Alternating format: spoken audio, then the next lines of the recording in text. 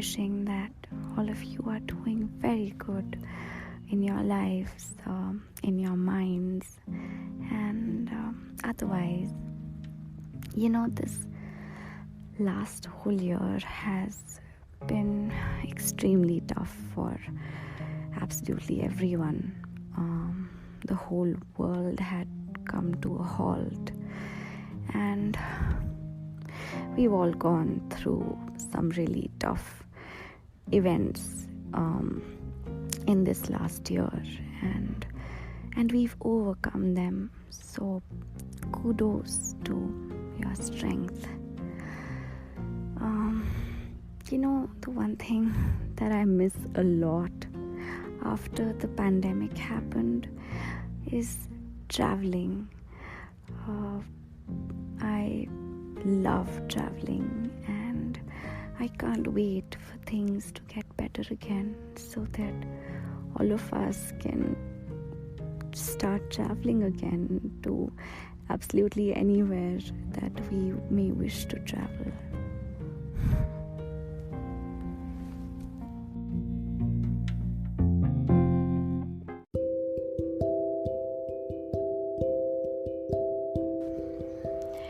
Watching the northern lights amidst the cold, yet not being affected by the cold, because what you see above you inspires your soul in a way where these trivial things don't hold value. I miss those sights that warmed my heart. I miss those times when we all had the luxury to travel to lands far away, enabling our minds to unravel, experiencing different languages and cultures, rolling of the R's in the US, witnessing the beauty of Roman sculptures. I feel like every new travel comes with a new story, every little tale having its own glory. Incidents that remain in your heart long after your travels have ended.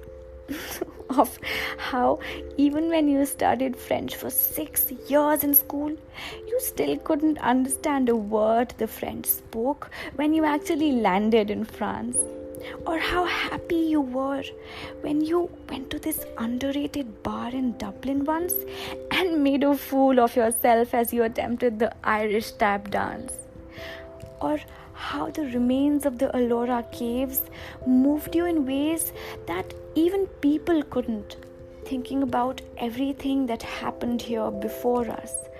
Or how you experienced what love actually feels like when you took your first bite of a margarita pizza in Florence. Or how you became friends with another girl when she offered to click a picture of you in front of Stonehenge in England when she noticed you're on a solo trip. And how you both continue to remain friends still and exchange emails sometimes.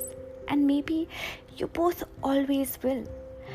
Or how once you got lost inside a Disneyland, being so awestruck with everything that you didn't even get scared because the whole place was just so magical. So you believed in its magic to reunite you back with your parents. And it did. The sweetness of the coconut water in Thailand, the crystal clear blue waters in Hawaiian Islands, the all-you-can-eat buffets in Vegas, the beauty of cherry blossoms that Japan gave us. Maybe one day when you grow up, you'll recite these stories to your grandchildren and encourage them to make their own stories. There's so much world to see. There's so many places to be. Experience as much as you can. Soak in as many cultures as you can. And it doesn't even have to be all that fancy. Go camping in Manali sometime and witness the sunrise from the top of the mountain that you climbed. And then in the evening, light a bonfire, grab some snacks and a guitar, and spend a night full of beautiful conversations under the stars. Or go on a houseboat in Kerala, while A.R. Rahman's songs are playing as you slowly traverse through the stillness of the backwaters in Alleppey, or go meditate in a monastery in Ladakh for a few days, and maybe come back with the gift of alchemy, or admire the architecture of the Havelis in Rajasthan. Imagine how kings and queens used to live in those forts. And why not imagine yourself to be one too while you check them out? There isn't a dearth of places to visit in the world. So I would suggest save up a little, and instead of spending your hard-earned money on exorbitantly priced handbags or expensive shoes or other things, spend them on traveling, on experiencing, on nourishing your soul. And you'll be left with memories and learnings and experiences that no piece of designer clothing or products could teach you. And take your whole family with you. Why not? Rent a minibus and show your parents the sights which they haven't had the opportunity to see yet. Sights that can fill their hearts with love. And show your siblings the experiences that they haven't tried yet. Experiences that can fill them with a sense of adventure. And show your grandparents places that they never got the chance to visit yet. Places that can make them feel so alive. How fulfilling a feeling would that be? Seeing your whole family happy. Is there even a greater joy than that? No, not for me. Oh, and don't forget that bittersweet feeling of nostalgia afterwards, of your excursions, all those experiences, the people you went with, or the people you now know because of your travels, once unknown. Now your friends residing in different cities, in different countries, breathing in different time zones.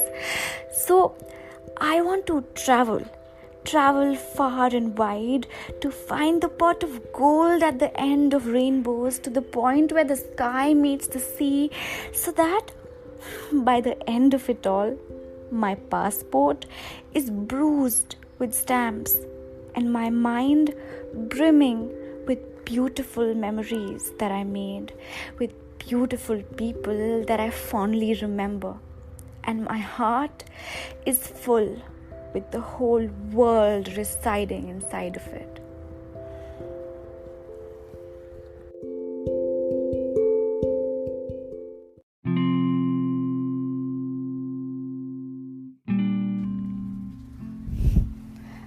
That's too much traveling for one night.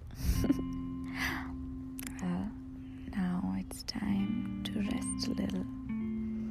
And then tomorrow we will continue again with full vigor, move forward in this journey called life. For now, sleep.